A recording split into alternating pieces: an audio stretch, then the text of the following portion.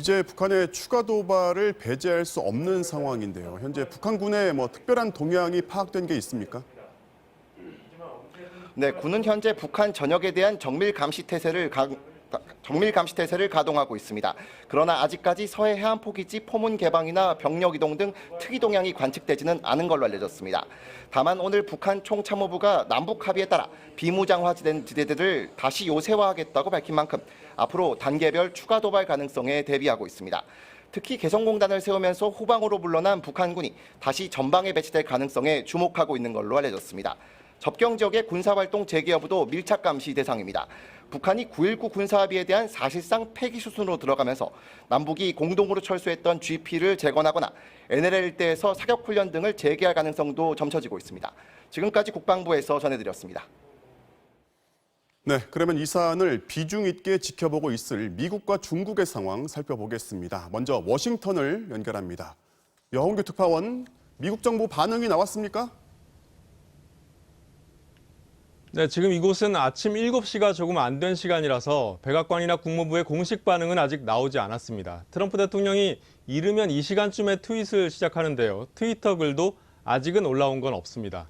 CNN 방송과 AP통신 등 미국 언론들은 북한의 연락사무소 폭발을 긴급 뉴스로 전하고 있습니다. 최근 국무부가 북한의 행보에 대해서 내놓은 입장을 보면요. 주목할 만한 표현들이 있습니다. 우선 지난 9일 북한이 남북 연락 채널을 차단했을 땐 실망이란 표현을 썼습니다. 지난 13일엔 김여정 북한 노동당 제1부부장의 담화 등과 관련해선 또 한 번 실망했다고 하면서 도발을 피하라고 촉구했습니다. 북한에 더 이상 상황을 악화시키는 행동을 하지 말라고 직접적인 경고를 보낸 건데요.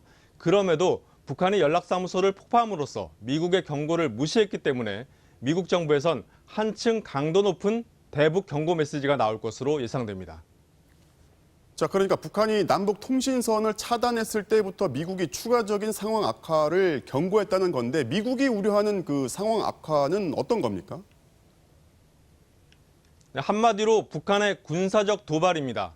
트럼프 대통령 입장에선 대선이 불과 5개월밖에 안 남았고요.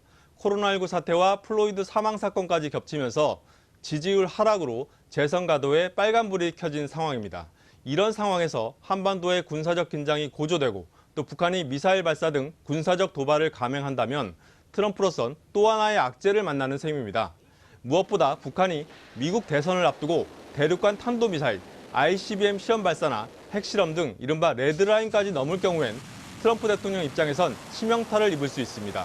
최근 북한이 대가 없이 트럼프의 치적 선전 보따리를 던져주지 않을 거다 이렇게 밝힌 것도 트럼프가 처한 정치적 상황을 잘 알고 있기 때문입니다.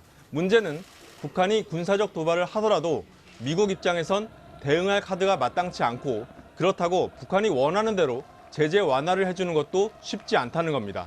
따라서 트럼프 행정부는 대선 때까지 새로운 외교적 협상을 시도하기보다는 한국, 일본과 긴밀히 협력하면서 도발을 막는 데 집중할 것이란 관측이 우세합니다. 다만 트럼프 대통령이 최악의 상황을 피하기 위해서 대선 전에 북한과 극적인 협상을 시도할 가능성도 배제할 수 없다는 분석이 나옵니다. 워싱턴에서 전해드렸습니다.